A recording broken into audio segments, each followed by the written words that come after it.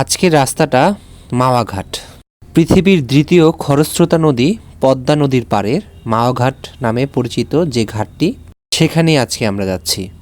বন্ধুদের সাথে মাওয়াঘাটের অপূর্ব দৃশ্য দেখতে খুবই ভালো লাগছিল। চিন্তা করেছিলাম নৌকোয় উঠব, মানে ট্রলারে, কিন্তু আমরা রওনা দিতেই দেরি করে ফেলেছি, প্রায় সন্ধ্যা হয়ে গেছে, তাই এই ট্রলারে আর ঘোরা হলো না। কিন্তু সন্ধ্যার মাওয়াঘাট এক অপূর্ব সৌন্দর্যে ঘেরা, চারদিকে বাতি, বিভিন্ন দোকানে বিভিন্ন আকর্ষণীয় জিনিস। মাওয়াঘাটে বেশিরভাগ মানুষ যায় এই পার থেকে ওই পারে যেতে না, এখানে খেতে যায় আসলে ইলিশ মাছ।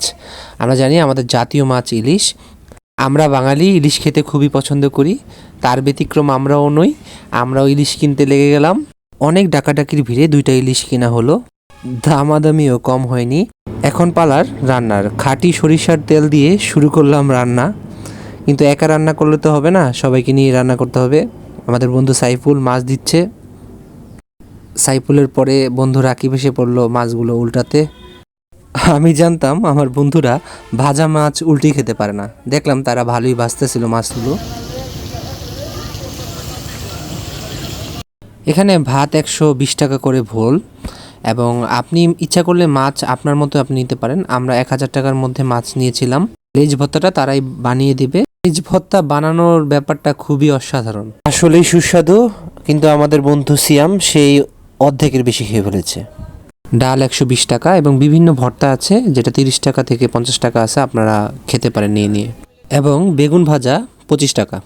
চিন্তা করেছিলাম কাঁকড়া খাবো, কিন্তু কাঁকড়াগুলো জীবিত ছিল না, তাই আমরা খেলাম না। খাওয়া দাওয়া চলছে। তা আমি ডায়েটে থাকার কারণে আমি খুব কম খাই, কিন্তু আমাদের যে বন্ধু বান্ধব যারা আছে 3 জন, তারা প্রায় 2 ভোল ভাত খেয়েছে। যাই হোক, খুব অসাধারণ একটি সময় গেল আমাদের মাওয়াঘাটে। হঠাৎ করেই প্ল্যান, আমাদের ইসাপুর থেকে মাত্র 30 থেকে 35 মিনিট লাগে মাওয়াঘাট যেতে, তো সেই জন্য হঠাৎ করে বেরিয়ে গিয়েছিলাম বিকালে। ধন্যবাদ সবাইকে, আসসালামু আলাইকুম।